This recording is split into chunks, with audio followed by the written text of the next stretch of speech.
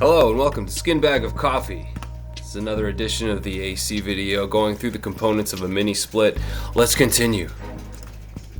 So here we have our wiring diagram legend, and you see there's two boards. One's over here, that's the driver board, that's also referred to as the IPM, the Intelligent Power Module. Then you have the main board, and that's often referred to as the PCB, that's a printed circuit board. And so typically you're only going to have the back available here. Now I'm going to just lift this up so you can see the lower portion as well. So we've tilted this up so that you can see the electrical connections, and this side is the PCB. And the IPM typically is the one that has this aluminum heat exchanger, and then the aluminum heat exchanger usually goes down into the outdoor coil location so that this fan is able to run airflow across this. So this tends to heat up during operation. And so some of these units may have just one control board, and that control board is going to have an integrated IPM on that PCB, so it's all one. Or you may, on say different versions, may have three boards. So you'll have the PCB, and then you'll have a IPM for both the fan, and then you'll have another one for the compressor. And so this one right here has two EEPROMs in order to control the capacity or the pretty big frequency heat of both exchanger. this fan See those motor and fins? the compressor, all from this one board right here.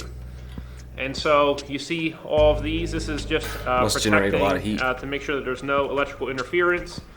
Over here you have your power, so your C, L, and N, but basically you have both of your power wires right here.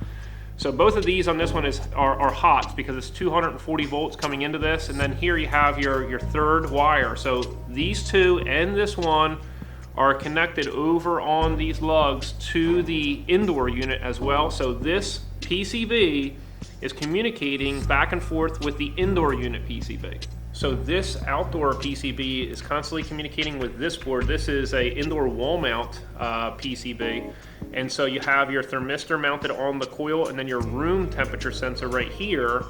And then you have your three wires that are connecting from this board over to this board. And so basically, due to the temperature measurements, the two temperature measurements at the indoor unit and the three temperature measurements at the outdoor unit, it's able to efficiently operate the capacity of all four components: the outdoor fan, the indoor fan, the compressor, and also the metering device for high electrical efficiency. So here we have our... So these two boards, they're on the outdoor unit, and they serve as data processing locations, basically. The main board is a regular printed circuit board. Talks to the indoor unit, reads the temperature sensors, and decides what the system should do.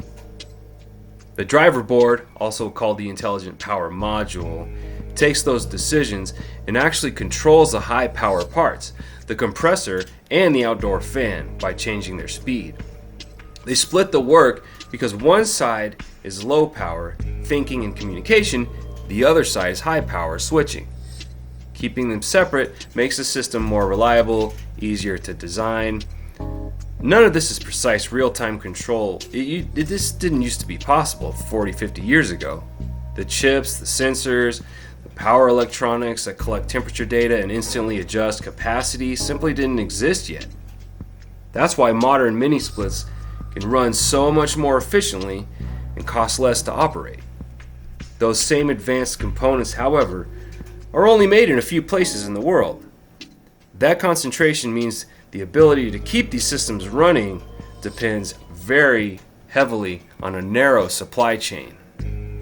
We'll continue on this tomorrow. I hope you're doing well. Remember that you are loved, and stay cool this summer. I'll talk to you later.